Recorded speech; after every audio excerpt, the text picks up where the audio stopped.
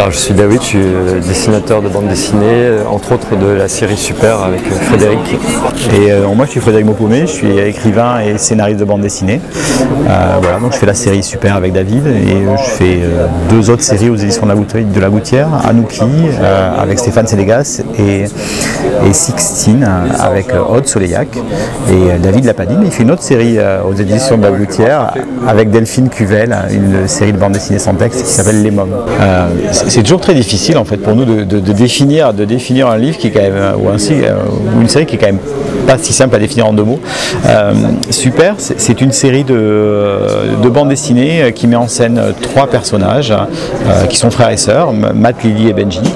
Et Matt, Lily et Benji, ce qu'ils aimeraient dans la vie, c'est avoir une vie normale, avoir des copains, aller à l'école, aller au collège, être intégré en fait. Et c'est très compliqué d'avoir une vie normale quand on a été abandonné par ses parents, quand on est d'origine extraterrestre et quand on a des super pouvoirs. La question de la différence, elle est très importante dans Super, puisque en fait ce qu'ils sont, en tout cas pour le plus grand, Matt est dans une quête de normalité. C'est moins ce cas de son frère et de sa sœur qui permet de voir les choses de manière un petit peu différente. On n'est pas, même en étant issu du même endroit, on n'a pas forcément la même idée sur ce que c'est que s'intégrer. Et puis Super, ça parle aussi beaucoup de famille, de relations entre frères et sœurs, et ça parle d'enfants seuls, et ça parle aussi d'hérédité. Qu'est-ce que je suis par rapport à mes parents, est-ce que je suis obligé de recréer l'histoire qui a été celle de ma famille, ou est-ce que je peux prendre un chemin qui est différent? Non. Non, je ne crois pas. Non, en fait, c'est une bonne question. Moi, je pensais, quand j'ai écrit ce livre-là, que nos premiers lecteurs auraient aux alentours de 10-12 ans. Mais je ne conçois pas pour autant Super comme étant une série spécifiquement jeunesse. Je pense que c'est une série qui est tout public. Mais même dans ce cadre-là, on a été, je crois, David, toi aussi, assez surpris de la jeunesse de nos premiers lecteurs. En fait, on a des premiers lecteurs qui ont 7 ans et demi, 8 ans. Et c'est pas une série qui est facile, hein. Il y a quand même une grosse pagination, il y a des enjeux dramatiques, il se passe des trucs durs pour les personnages. Mais c'est une série tout public, donc on a des premiers lecteurs qui ont 8 ans, on va dire, 7 ans et demi. Mais on a des lecteurs au collège, au lycée, et pas mal de lecteurs adultes finalement aussi. Voilà.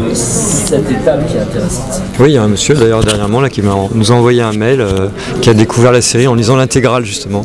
Donc c'était très sympa, quoi. Donc oui, il y a pas mal d'adultes en fait qui le lisent, j'ai l'impression. Ils grandissent, voilà, ça suppose de nouvelles thématiques à aborder, des nouveaux enjeux. C'est ce qu'on voulait faire en repartant sur ce second cycle pour pas tourner en rond. Donc oui, après je pense que les plus jeunes lecteurs vont retrouver leur héros malgré tout dans cette histoire, hein. C'était aussi le but. Ils grandissent un peu, mais ils ont toujours les mêmes problématiques, les mêmes questions qui se posent au niveau de leur relation, au niveau de la fratrie. Oui, alors c'est vrai que nos personnages ont vieilli, c'est vrai que du coup ça nous permet d'aborder d'autres thématiques en fait, hein, des thématiques qui sont, de toute façon Super a toujours été une série assez ancrée dans une réalité sociale, mais là c'est on va dire encore plus le cas, puisqu'on parle de sécurité, de liberté, il y a des manifestations, voilà. Après je dirais quand même qu'on le voit là en séance de dédicace, c'est qu'on a fondamentalement le même problème entre guillemets, et toute proportion gardée, que dans Harry Potter ou dans toutes les séries où les lecteurs sont censés vieillir en même temps que les personnages, parce que en fait quand il y a un gamin qui découvre Harry Potter, je sais pas, il a 10 ans, il va se fader les 7 tomes à la suite et il n'a pas tellement vieilli finalement mais c'est pas grave. Et c'est vrai que nous là on le voit dans les séances de dédicace, on a des lecteurs de tous âges, et y compris des lecteurs qui sont finalement très jeunes et qui sautent sur ce tome-là parce qu'ils ont découvert la série récemment, et je sais pas, ils ont 8 ans, 9 ans, mais ils veulent la suite, et voilà. Mais nos personnages, à défaut de notre lectorat, nos personnages ont vieilli, et donc c'était nécessaire pour nous pour renouveler une histoire qui est une histoire d'intimité en fait. Super, c'est une histoire qui parle de l'intime des personnages. Et donc, comme on ne comptait pas faire évoluer ou partir sur un deuxième cycle en faisant des rebondissements, où on n'est pas dans des histoires d'enquête ou des choses comme ça, il fallait faire évoluer justement l'intime de ces personnages, et donc les faire vieillir, c'était une solution assez naturelle. En fait, c'est important pour moi de montrer que les choses, elles ne sont pas simples, en fait. Chaque fois qu'il y a quelqu'un qui dit il suffit de faire ça, en fait, il ment. C'est jamais vrai. Et donc on a des personnages qui ont des convictions qui sont les mêmes en fait. Ils ont finalement eu la même éducation, même si cela sont faites eux-mêmes, et ils ont les mêmes envies, voilà. Et ils se retrouvent embarqués dans des chemins très différents et à s'engueuler assez durement sur certains sujets. Et il n'y en a pas forcément un qui a hyper raison et l'autre qui a hyper tort. C'est pas vrai. Et voilà, c'était important de parler de ça aussi et de mettre ça au sein d'une famille aussi. C'est-à-dire que malgré tout, ils restent frères et sœurs et c'est compliqué.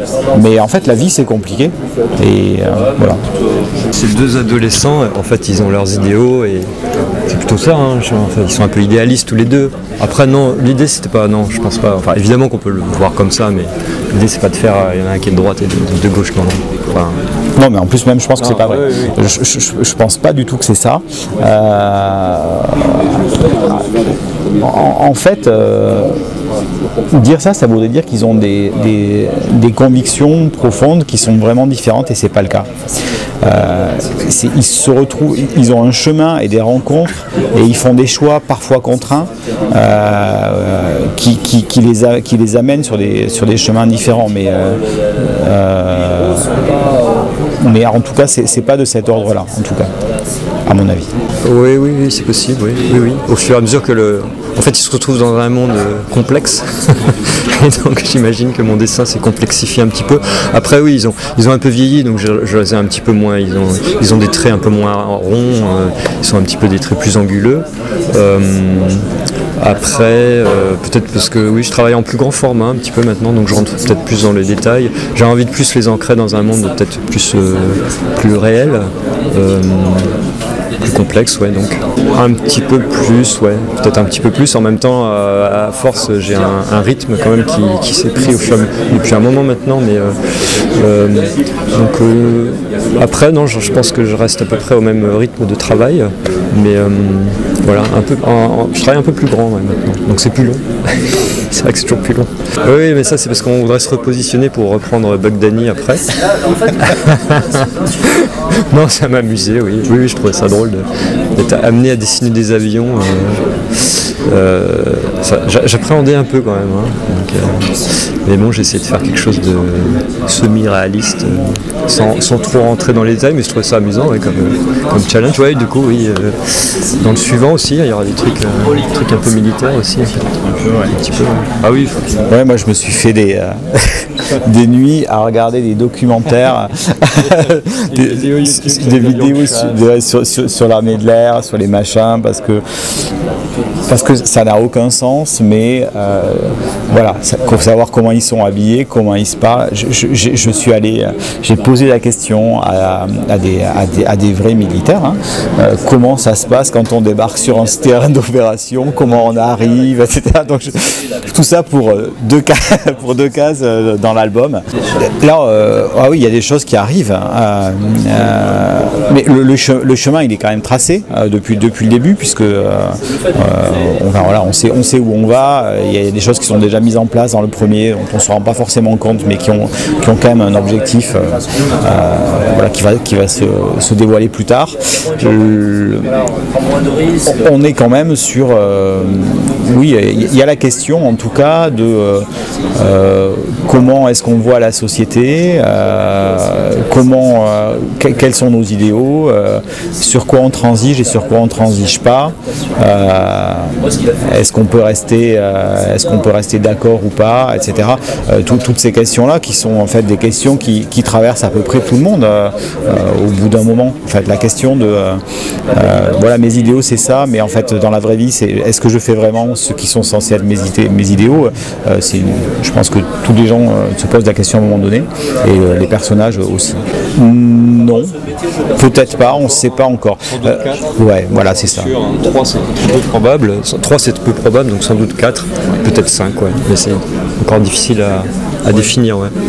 Oui, parce que le premier tome était prévu déjà en 4 tomes, et le premier cycle était prévu en 4 tomes, et finalement on a rajouté parce que même s'il y a une histoire, même s'il y a des tas de choses qui sont déjà prévues pour la suite, il y a aussi un côté organique à la bande dessinée, et parfois les images de David font naître de manière pas forcément consciente d'ailleurs de sa part, mais tout d'un coup il y a un personnage qui apparaît et qui nous touche d'une manière particulière, et donc on peut avoir envie de développer. Ça a été le cas il n'y a pas longtemps. David avait montré une image sur internet, et j'ai dit voilà, ça va nous rajouter un tome, parce que tout d'un coup il y a une sensibilité qui apparaît dans un regard, dans quelque chose comme ça sur un personnage, et on se dit en fait ok, ce personnage là on va en faire quelque chose de plus que ce qui était prévu au départ, mais oui, moi je pense qu'on serait plutôt sur 4. À l'unisson avec Delphine qui est dans la série Les Mômes, ouais. On a sorti au printemps dernier, voilà. Donc ça oui, du coup il y a des projets de spectacles-concerts qui se profilent voilà, au fil du temps, là, au fil des saisons. Voilà. Ça, de ton côté, le boulot, il est fait. Oui, enfin moi, dans ce cas-là, là où je peux intervenir, c'est quand il y a des spectacles, je fais un peu de dessin en live, en fait, pendant le concert. C'est sympa. Voilà, donc on va en faire un, par exemple, à Soissons en janvier prochain. Et puis, bon, après, ça dépend de la programmation. Mais c'est quelque chose qui peut se faire au fil des années qui viennent, même. Je pense que c'est quelque chose qui peut vivre longtemps. Voilà, après avec Delphine il est question qu'on continue la série et qu'on fasse un prochain tome, alors je ne sais pas quand encore, c'est hypothétique. Donc la question c'était les projets, hein, c'est ça à venir, ouais. Donc la suite de Super bien sûr, et là dans l'immédiat je suis en train de travailler sur un projet, une bande dessinée, un one shot chez Vent d'Ouest avec Julien Fray au scénario, qui a fait pas mal d'albums déjà entre autres chez Futuropolis. Donc voilà, je change un peu de registre. Voilà, déjà c'est déjà pas mal. Toujours de la mise en couleur pour la série Philippine Lomar. Et puis probablement une autre série aussi de Mathilde Domecq et Julien Fray aussi à la Gouttière. Donc voilà, beaucoup trop de travail en fait. Je sais pas comment je vais gérer en fait. Je vais chercher quelqu'un pour gérer ça. Alors oui, c'est ça. Ouais, exactement. Non, mais c'est pareil. Moi, j'ai des tonnes de projets, des livres, voilà, des nouvelles séries. Une nouvelle série avec Frédéric qui est en gestation. Ouais, ça. On a une nouvelle série avec David en gestation. Il y a d'autres nouvelles séries, des livres one shot, voilà, qui sont parfois écrits, parfois en projet. Non, il y a quand même beaucoup. Puis on en travaille sur une adaptation en dessin animé d'Anouki, ça prend quand même pas mal de temps aussi. On est quand même bien occupé en fait. Je sais pas. L'année prochaine normalement. Non, je vois pas comment ça pourrait. Non, ce ne sera pas mai-juin, c'est pas possible, parce que Stéphane fait une BD chez adulte, chez Delcourt Mirage. Voilà, c'est un roman graphique de 250 pages, et c'était pas dans son planning que ça fasse 250 pages au début, donc il faut qu'il le finisse, et après on refera un album d'Anouki. Dans le crâne de Franquin, je pense. Pour trouver quoi? Son génie. Son génie. Oui, son génie du dessin, de la narration, Ouais. Et toi? Non, Je dirais, en fait, ça m'embête un peu, mais de dire quelqu'un qui est mort, mais non, pour moi c'est Peyo en fait, parce que les Schtroumpfs c'est incroyable, voilà, et qu'il y a tout dedans, voilà, enfin, c'est aussi ce que je trouve intéressant, notamment, et c'est quelque chose auquel je tiens. Il a fait deuxième album, voilà, il y a le Schtroumpfissime, il y a toute une réflexion sur la politique, etc. Voilà, ça se lit à 7 ans. Et ça c'est extraordinaire. Pouvoir toucher ça, alors après il n'était pas seul non plus à bosser, parce que sur les scénarios, je pense qu'il était souvent aidé, mais à l'époque il y avait quand même, il donnait pas toujours les noms des scénaristes, mais donc je sais pas exactement quelles étaient les interventions, mais non, il y a quelque chose d'extraordinaire dans l'idée, dans les personnages et puis dans la narration qui est un truc incroyable.